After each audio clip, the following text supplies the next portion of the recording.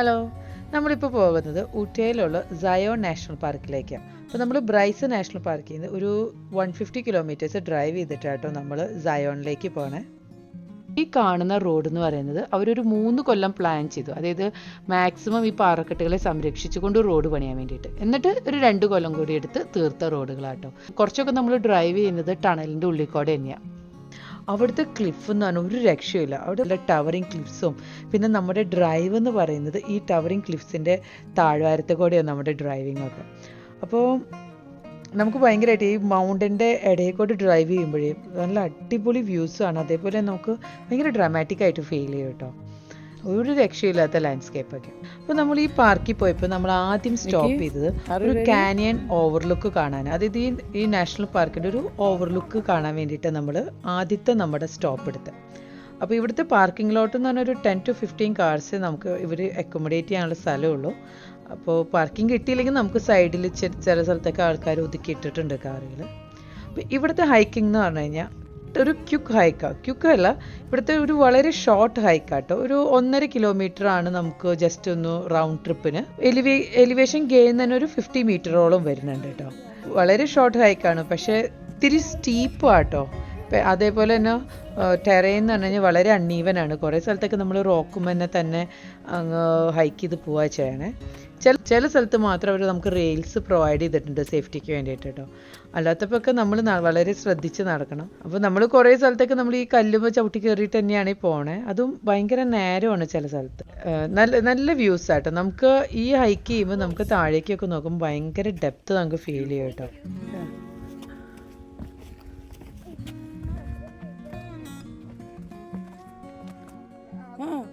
You have to hold up.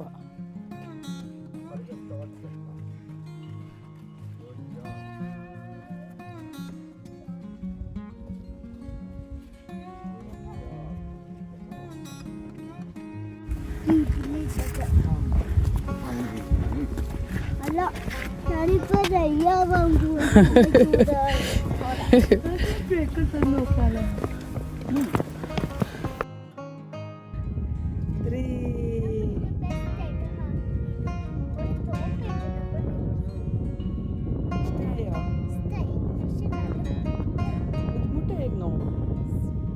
But you did a good job.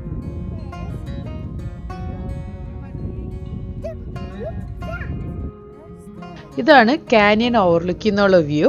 അടിപൊളി വ്യൂസാണ്. ക്യാമറയിലേക്ക് നമ്മൾ കാണുന്ന ആ ഒരു ബ്യൂട്ടി നമുക്ക് ക്യാമറയിൽ കിട്ടിയിട്ടില്ല. ആ ഡെപ്തോ അല്ലെങ്കിൽ തന്നെ ഒത്തിരി ഗ്ലെയറോ ഒക്കെ അടിക്കേണ്ട ലെൻസിലേക്ക്. പക്ഷേ ഇറ്റ്സ് വർത്ത് ദ ഹൈക്ക്. നമുക്കൊരു മോഡറേറ്റ്ലി ഡിഫിക്കൽട്ട് ഹൈക്ക് ആണെങ്കിലും ഇറ്റ്സ് വർത്ത്. നമ്മളെ കാണുന്ന റൂട്ട് കണ്ടില്ലേ, അതിൽ കൂടെയൊക്കെ ആട്ടോ നമ്മൾ ഡ്രൈവ് ചെയ്യണേ.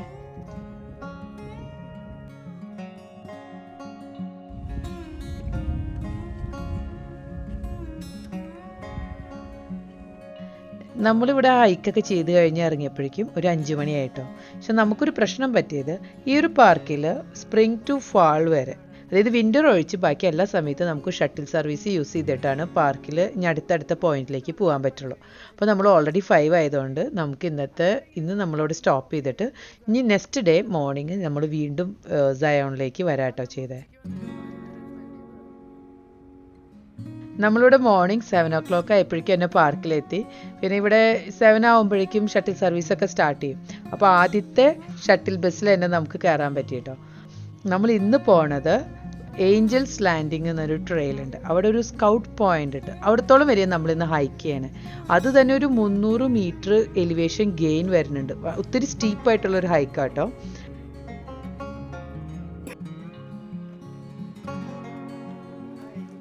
ഈ ഒരു ഹൈക്ക് എന്ന് പറഞ്ഞാൽ നമ്മൾ ഇവിടുന്ന് സ്റ്റാർട്ട് ചെയ്ത് തിരിച്ചിവിടേക്ക് എത്താൻ നമുക്ക് മോർ ദാൻ 7 കിലോമീറ്റേഴ്സ് നമുക്ക് നടക്കാനുണ്ട് കേട്ടോ. അതുമാത്രമല്ല ഇതൊരു 300 മീറ്റർ എലിവേഷൻ ഗെയിൻ ഉള്ള ഒരു ഹൈക്കാണ്. അപ്പോൾ നമുക്കറിയാലോ എത്ര ബുദ്ധിമുട്ടായിരിക്കും നടക്കാൻ.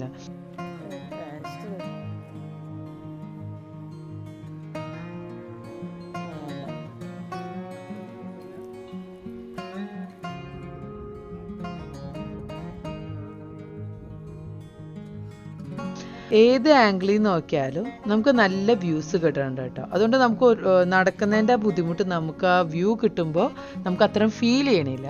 പക്ഷെ നമ്മൾ ഒത്തിരി ബ്രേക്കൊക്കെ എടുത്തിട്ടാട്ടോ നമ്മൾ ഈ ഹൈക്ക് ചെയ്യണേ.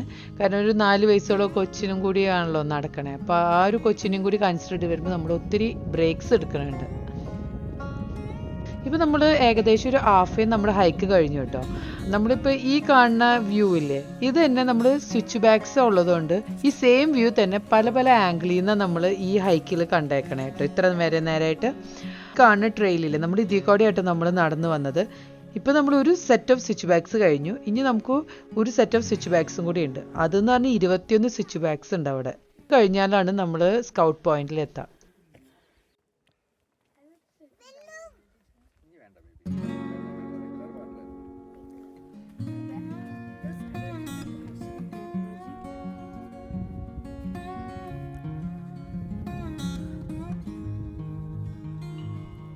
ഈ കാണുന്നതാണ് ഞാൻ പറഞ്ഞ ആ second set off switch backs. അപ്പോൾ ഇതൊരു 21 ഇവിടെ തന്നെയുണ്ട്. ഏറ്റവും ടോപ്പിൽ എത്തിയിട്ട് താഴേക്ക് നോക്കുമ്പോൾ നല്ല രസമായി സ്വിച്ച് ബാക്ക് കാണാൻ വേണ്ടിയിട്ട്. ഇത് കഴിഞ്ഞ് നമ്മൾ നമ്മുടെ പോയിന്റിൽ എത്തോട്ടെ. ഇനി നമുക്കൊരു വളരെ കുറച്ച് ദൂരം നമ്മുടെ സ്കൗട്ട് പോയിന്റിലേക്കുള്ളൂ. ഈ സ്വിച്ച് ബാക്കിൽ തന്നെ നമ്മൾ 2-3 പ്രാവശ്യം നമ്മൾ ബ്രേക്ക് എടുത്തിട്ടുണ്ട്.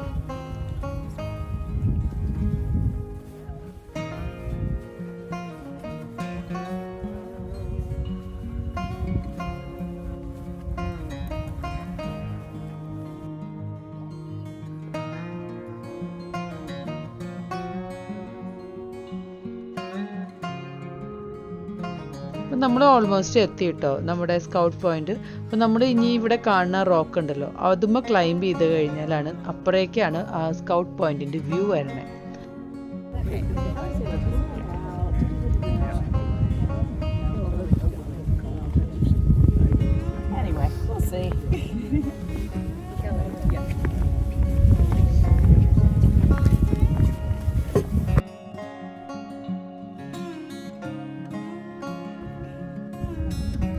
ഈ കാണുന്നതാണ് സ്കൗട്ട് പോയിന്റ്.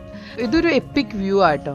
നമ്മൾ ഇവിടെ ഇത്ര ഹൈക്കൊക്കെ ചെയ്ത് ടയേർഡായിട്ട് വന്നിട്ട് ഇവിടെ റോക്കുമൊക്കെ ഒന്ന് ഇരുന്ന് റിലാക്സ് ചെയ്യുമ്പോൾ ഈ വ്യൂ കാണുമ്പോഴേ നമുക്ക് ഭയങ്കര നല്ല വൈബാണ് കിട്ടണേ. നമ്മൾ ഈ മൗണ്ടൻ്റെ താഴെ കാണുന്ന ഈ റോഡില്ലേ, ഈ റൂട്ടിൽ കൂടെയാണ് നമ്മുടെ ഷട്ടിൽ സർവീസിൽ ബസ് പോണേ. അപ്പോൾ നമുക്ക് ബസ്സിൽ ഇരിക്കുമ്പോൾ തന്നെ നല്ല വ്യൂസ് ആട്ടോ. നമ്മുടെ ചുറ്റും നല്ല വലിയ വലിയ മൗണ്ടൻസ് ഒക്കെ ആകുമ്പോഴേ നമുക്ക് നല്ല വ്യൂ ആ പുറത്തേക്ക് നോക്കുമ്പോൾ കിട്ടണേ. ഇവിടെ ആളുകളൊക്കെ ഹൈക്ക് ചെയ്ത് പോകണുണ്ടല്ലേ, ഈ പോണത് ഏഞ്ചൽസ് ലാൻഡിങ്ങിലേക്കുള്ളതാട്ടോ. ആ ഹൈക്ക് ചെയ്യണമെങ്കിൽ നമുക്ക് പെർമിറ്റ് വേണം. അപ്പം നമ്മൾ അതിനുള്ള പെർമിറ്റ് ഒന്നും എടുത്തിട്ടില്ല. അത് മാത്രമല്ല കുഞ്ഞു കൊട്ടിയൊക്കെ ഉണ്ടെങ്കിൽ അവർ പെർമിറ്റ് തരത്തില്ല. അപ്പോൾ അത് നമ്മൾ ചെയ്തില്ല. അപ്പോൾ നമ്മൾ സ്കൗട്ട് പോയിന്റ് വരെ വന്നിട്ട് നമ്മൾ പിന്നെ തിരിച്ചു പോകാം കേട്ടോ.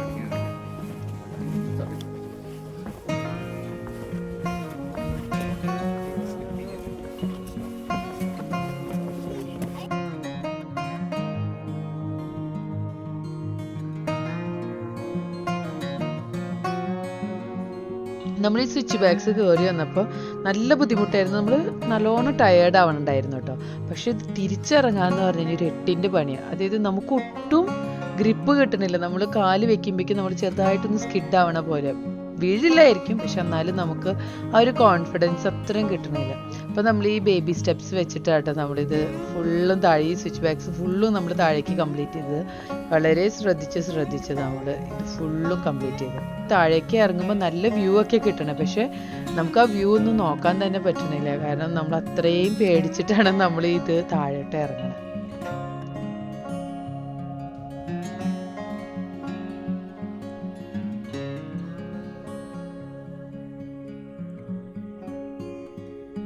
അപ്പോൾ നമ്മൾ പ്ലാൻ ചെയ്ത അത്ര നമുക്ക് ഹൈക്ക് ചെയ്യാൻ പറ്റി.